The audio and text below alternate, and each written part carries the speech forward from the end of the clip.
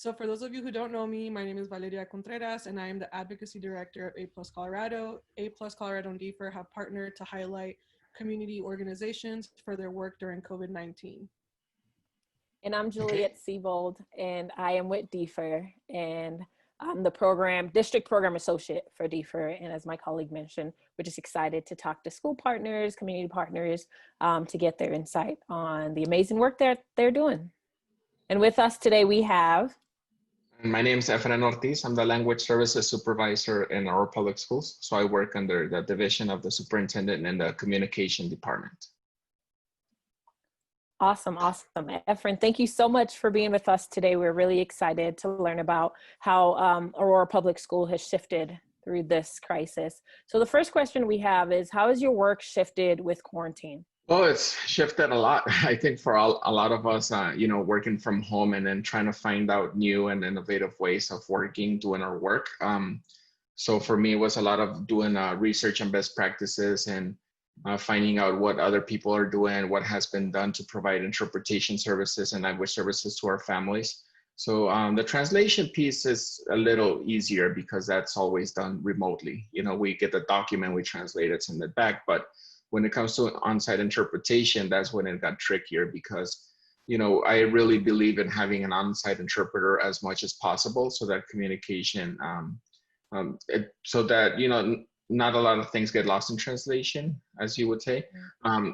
So then I believe in having on-site interpreters a lot. So then I was like, how can I still provide those services for our families, but working remotely? So we have been doing a lot of virtual interpretation, kind of like how you guys, how we're here. We do it consecutively. So we let, the teacher speak or ask a question, and then the interpreter interprets, and then interprets for the parents. So a lot of back and forth. So it's shifted a lot because we have not done this before. So I reached out to other districts as well to see what they were doing, and it just turns out that we were all kind of running around trying to find out what the best way to do this. So we're also providing phone interpretation. So we had used phone interpretation a lot in the past. So a lot of our schools were familiar with using these services. We just kind of figure out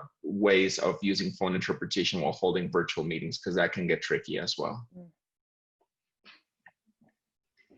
Yeah, thank you for that, Efren. You touched on this a little bit, but if you want to elaborate any more or mention anything else, what services is your office offering to APS families during this time? So right now we're providing virtual interpreting for most of our meetings, like special education meetings, parent coffees, and other events that schools are planning. So we're doing this through we try to do it mostly with Google Hangouts Meet, because as a district, we're in that our K-12 is part of like the Google, we use a lot of Google services like Drive and all those things. So we shifted a couple of years ago into that. So we try to use that, provide these services through there. And we're also supporting with translation of documents into many languages. Most of the communication we send out about remote learning, free meals, like technology equipment pickup, and anything related to COVID-19, any district communication is in at least 10 languages. So I try to do at least 10 languages. Sometimes we've been lucky to get as much as 14 languages, when I have interpreters or translators available. So we're still supporting with those language services. Thank you so much. And that's always been a concern even before COVID, is the translation of materials to kind of accommodate the languages that families in Aurora is very diverse. So, and you talked about you can get up to 10 languages sent out with communication. What are those languages? Do you have an idea of what those languages are? Yeah, I could pull up a list, but I mean, right off of the top of my head, it's Spanish, Amharic, Nepali, Burmese, Karen, Somali, Vietnamese. We do Swahili as well when we have a Swahili interpreter, Tigrinya, Kinyarwanda. So I have in district approved interpreters that speak about 14 languages altogether. So I try to tap into those resources first. because they're the ones that could record something for me and send it to me right away. So those are some of the languages that we've been sending out communication in. Nice. Thank you so much for that. Next question that we have is, have you heard directly from parents or students regarding interpretation or translation? And if so, what have they been saying to you all?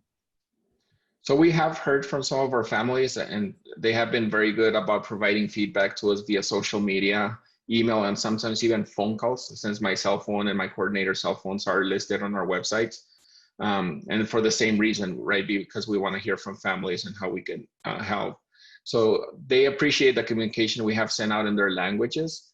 And a lot of the time they ask for resources or assistance to communicate with their schools or child's teachers. So we have just kind of like bridging the gap and, you know, helping them communicate with their administrator or their teachers at their schools. Thank you. And in that effort to talk to teachers, like what are some things that you've heard directly from the staff that you're working with about how the translation is working or is not working as far as like the materials that families are getting? So school staff have reached out to us directly with questions regarding interpretation or translation services, and we point them, you know, in some of the processes and documents that we've put together. So we created a process for requesting interpreters for virtual meetings. And we also created some videos on how to use like phone interpretation while on a virtual meeting and other resources that help make the translation easier. So when we're providing phone interpretation for a virtual meeting, it's very important, you know, to like have some steps that we take right ahead of the meeting, like, you know, muting your laptop and using a phone audio, and then getting the phone interpretation agency on the line, getting that phone interpreter, and then having them call the family. So there's a lot of kind of steps, and it gets like a little very technical. So just kind of like helping with some of the troubleshooting and helping them in the right direction, pointing them to those documents and videos we've created. Nice. Thank you again for that information. Next question that we have is, are there any students or parents or anyone on your team that you would like to highlight and give a shout out to during this time? So this has been very hard for everyone. I mean, working from home and, you know, having kids. I mean, I have a couple of kids too that, you know, they'll be running in the background. So really a shout out to all these teachers that are doing this and, you know, that have little ones in their houses and, you know, the multitasking. I mean, I'm like horrible at multitasking. I just have to focus on one task to get it done. But this has taught me a lot about multitasking. I think you know, adjusting to all these new changes and new ways of learning. As an APS parent and staff member, I'm proud of all the work we're doing. This has been an eye-opener on how much we need to collaborate with our families and vice versa. And it's been hard to, you know, like I said, keep our kids on track while working from home, and for some of our families to find, you know, care for their children while going to work. But it has shown how resilient our families and community is. So a big shout out to our community, because I know a lot of our members in our community don't have the option to work from home. They have to go out and you know, go to work every day while their kids are at home, and they have to find, you know, who takes care of their kids. And I mean, as a parent, that would be very worrisome, you know, especially now that it's really hard to find childcare, and who do you trust to take care of your kids? So a big shout out to our families. I second that shout out for sure. And thank you to all the teachers and district staff for sure. And I know you kind of alluded to this in the beginning, but has there been any direction from the state that you've gotten as a district, or any best practices as far as like sharing information with other districts that you've noticed?